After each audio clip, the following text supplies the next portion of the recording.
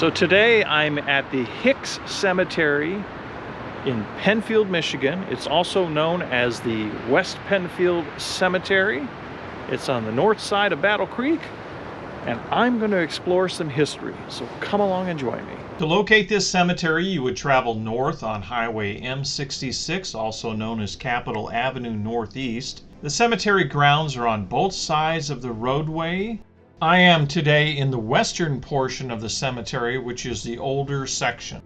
Let's begin our journey back into the past by starting with the Hicks family, the namesake of this cemetery. William Hicks was born in 1792 in Charlton, New York, and grew up knowing the life of a farmer. As a young man, he stood 6 feet tall with brown hair and blue eyes. When the War of 1812 started with England, his brother was called to service in 1813. William enlisted in Edinburgh, New York on September 14, 1813, in place of his brother, a practice which was permitted in those days. He served as a private with Captain Hawley's company in New York. In those days, the enlistments were for short periods of time, typically a few months. He was discharged after 51 days on November 3, 1813, in Albany, New York. He was credited with an additional 7 days of service to include days of travel, bringing that number to 58 days. Remember that number 58, as it will be important later. After the war, he married Abigail Younglove on February 24, 1816. She went by the name of Nabby. Remember the date of 1816 also, as that will come into play later. They lived in several places around New York and had their first 8 children there, 4 daughters and 4 sons. Eventually, William came to Michigan and acquired some land near Hillsdale, but did not remain there long before he traded that land for acreage in Pennfield Township as one of the first group of 25 or so families of pioneers settling in the area in 1836. In the book A History of Calhoun County by Washington Gardner, he gives an account of William Hicks' first arrival in Pennfield Township. The land he acquired only had a log shed which was open on one side as a premises, but he promptly came here to stay. When he reached Battle Creek a short time after the land trade with his family and his few belongings, he had his wife, 4 daughters, and their 3-year-old son remain in Battle Creek while he took the family cow and his 3 New York bred older boys, Solomon, age 16, Chauncey, age 13, and John, aged 11, to the land that he had acquired. When he got there, he tied the cow to the corner of the shed, gave the boys the family rifle, and told them to keep a bright fire through the night. And he hastened back to the rest of the family in Battle Creek, leaving the boys alone. With the darkness came the howling and snapping wolves, eager to get a taste of that terrified and frantic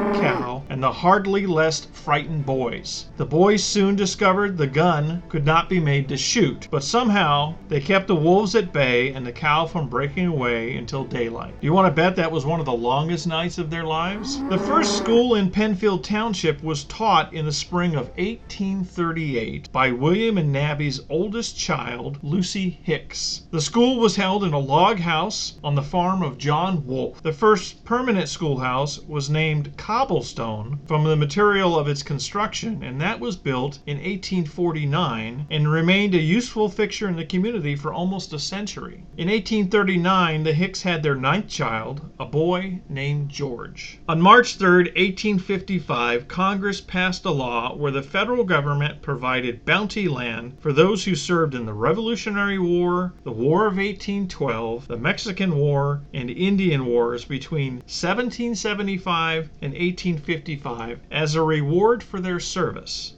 It was up to the servicemen to identify the land they wanted to acquire. William submitted his application for the bounty land on March 15, 1855, with the assistance of the local magistrate, which you can see the letter here, and he was eventually given an additional 120 acres of land. I also found information indicating he received an additional 40 acres as well. If you look at the 1873 atlas, you can see William Hicks' farm is here. But note all the other parcels by then that were owned by the other Hicks. Those were his sons, which it was a custom to divide land among families.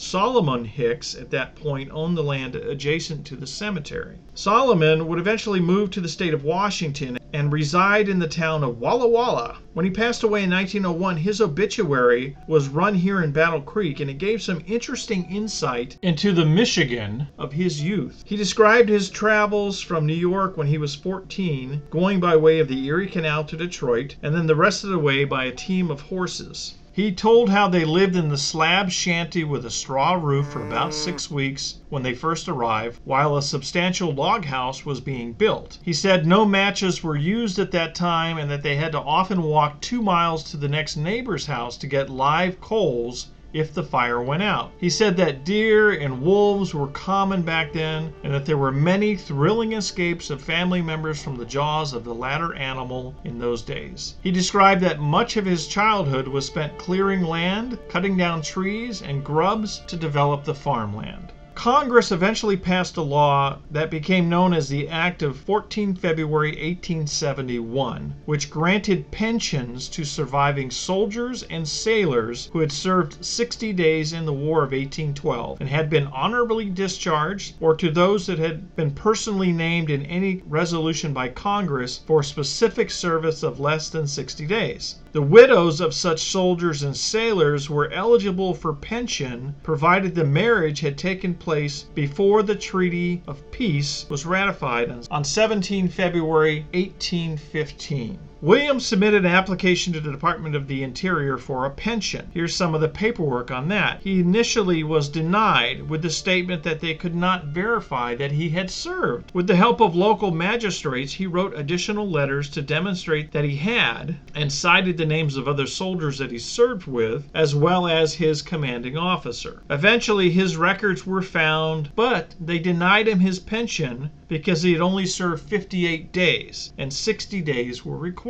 And apparently he was not on the list identified in the other part of the law. Remember that number 58? I did come across a letter written on his behalf by Erastus Hussey, the man known locally as the station master for the Underground Railroad in Battle Creek. So I thought that was quite interesting. Anyways, William never was able to resolve the issue before he passed away in September of 1877. In April of that year that he died, the family had celebrated his 85th anniversary. It was noted at this event that he had spent over 40 years in the community. Nabby, his wife, renewed the battle for a pension for herself as a surviving widow. At first, they denied her on the basis that she could not provide proof that she was married to William. Don't you just love the government? They also claimed that she had remarried after William had passed away, which was not the case. She sent many letters on this. Also, she had to compile affidavits from neighbors to substantiate her marriage. She even got one from the local magistrate who used the Hicks family Bible as a reference for proof. Apparently, part of the problem was that she had no surviving relatives at that time in New York that could provide testimony or evidence of her marriage to William. And she'd long since lost any marriage license or papers that may have substantiated it. They eventually agreed with her that she was married to William, but denied her application because, wait for it, she was married in 1816, and the law had a cutoff of 1815. Congress, however, later passed the Act of 9 March 1878, 1 year later, providing pensions for surviving soldiers and sailors of the War of 1812 who had served 14 days in any engagement and had been honorably discharged, and for their surviving widows. It made no proviso this time regarding the date of the marriage. Nabby was able to apply again under this act, proving her marriage with the affidavit she had in hand, and received her pension. Nabby passed away in 1883 at the age of 85. Many of the family members are buried in the same plot. The last of the original pioneer family to pass away was George Hicks in 1916, and he's buried alongside William and Nabby.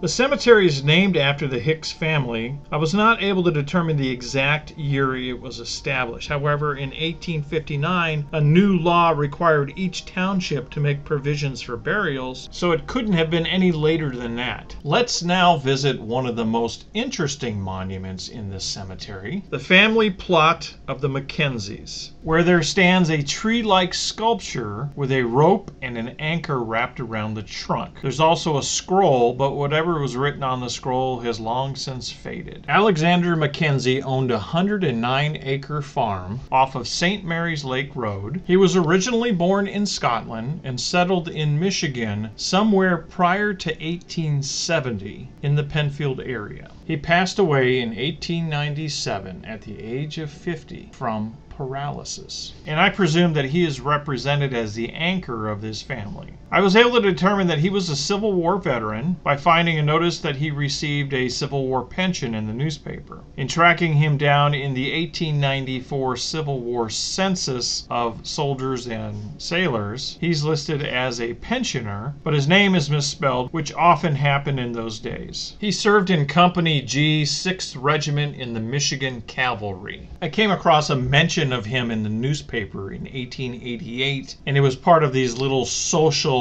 mentions that they would put in the local paper about things that were happening around town. And in this notice it said, "A good many people are sick in town at present. The Grangers have turned their goat loose for a time, and Alex Mackenzie and family have returned from the north." So I thought that was kind of humorous. He was married to Mary Ingram in 1871 when she was 18 years old. Together they had 3 children, 2 daughters, Effie Mae and Jessie, and 1 son, George. Effie Mae and Jessie married, and George remained a bachelor his whole life. George passed away in Florida in 1923 of typhoid fever at the age of 47. Jessie was born after Alex, her father, passed away. Mary passed away in 1927, and both are buried in the family plot. Effie Mae married Henry Hoff and had 5 children. She passed away at the age of 41 in 1915 after struggling with cancer and getting pneumonia during her recovery process. Jessie Eccles, the other sister, is buried in the same family plot, and she passed away in 1952 at her son's home in Lansing. There's another family member buried in this plot, Earl Mackenzie, and his wife, which I assume he was the nephew of Alex. He was a World War I veteran. After Alex passed away, Mary sold the farm and moved with the children to the city of Battle Creek. So the Mackenzies were a longtime family in the early pioneer years of the Pennfield area.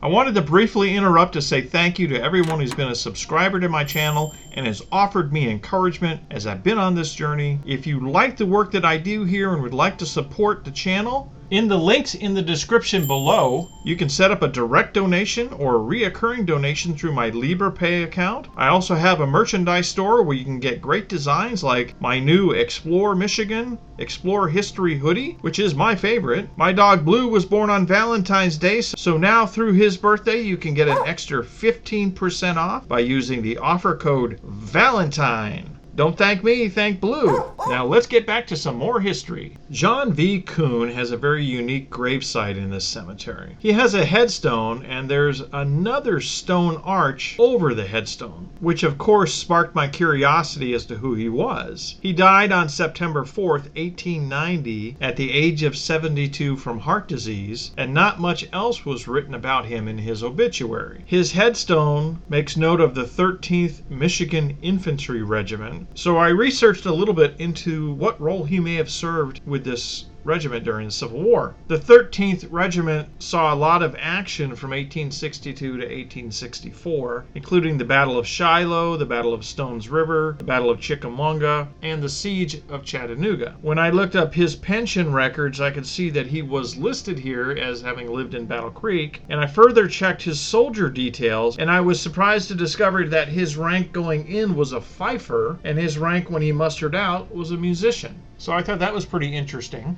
Now you might be inclined to dismiss his role in the actual battles of the war. From research when I've looked into this in the past, oftentimes the musicians were assigned to march either in front or just off to the side on the front line marching into battle to keep the soldiers motivated and marching forward, as well as setting the pace for the march. So they were probably more in a dangerous position to be shot than soldiers that might be marching behind them. So I'll bet he had some very unique stories to tell when he was alive.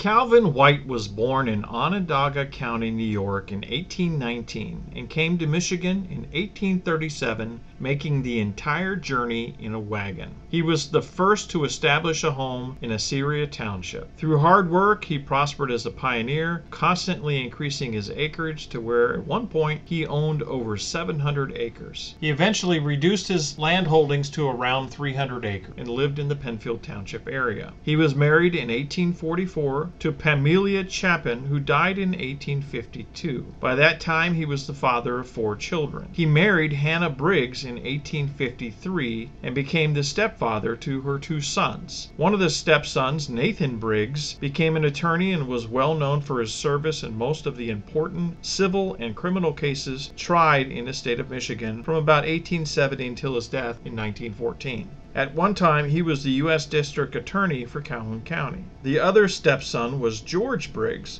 who became well known in the Civil War as Colonel George Briggs.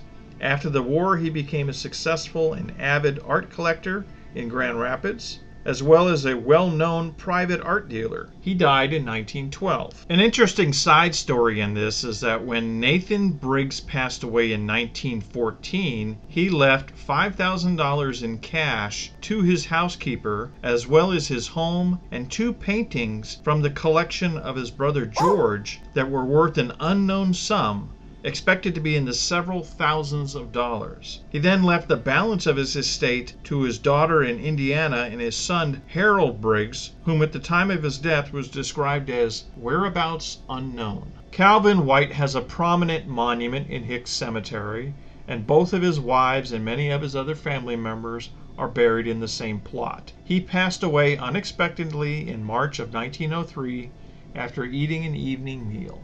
He was 84 years old. James Churchill was born in England in approximately 1816 and spent his early years as a young man learning the trade of being a contractor and a builder. He came to the U.S. around 1844, locating in New York. There he carried on the trade of a builder in an extensive way, employing many men over a number of years. At the close of the Civil War, he moved to Michigan, purchasing a 38-acre farm adjacent to the Hicks Cemetery. He gave his primary attention to his work as a master builder. In his obituary, he was described as a man of sterling integrity, whose word was his bond. He was considered a conscientious builder who acquired the reputation of doing his work even better than he agreed. It was considered at the time of his death that many of the best-built homes in the area were a monument to his work. It's likely today, if you own a home built prior to 1894 in this area, that he was the builder. In 1894, he became seriously ill, and his wife did as well. He passed away on June 27th, and his wife died just 3 days later on June 30th. They share a marker with their son William, who died in 1892 at the age of 27 from blood poisoning. James was further described at the time of his death as being an intelligent man who was well-read, kind in all his dealings with others, a lover of nature, and a good citizen who willingly bore his share of public burdens to better his community, as well as being a loving husband and father. Henry Foss was born in Germany in 1837. He came to the United States as a young man and eventually moved to Michigan, at first settling in Bedford. Then in 1883 he purchased a farm in Pennfield where he lived for 20 years. He was married to Mary Huff, and together they had 5 children. Mary passed away in 1892, and here she is pictured with her son Enos. Henry became very involved with the German Lutheran Church and was considered by those who knew him as a moral, honest, industrious man who was recognized as a kind neighbor and a good friend. He passed away in July of 1903. After his death, his family attempted to settle his estate by selling the farm, but it was eventually sold at auction about a year later. His son Enos is buried in the same plot, as are many of his other family members.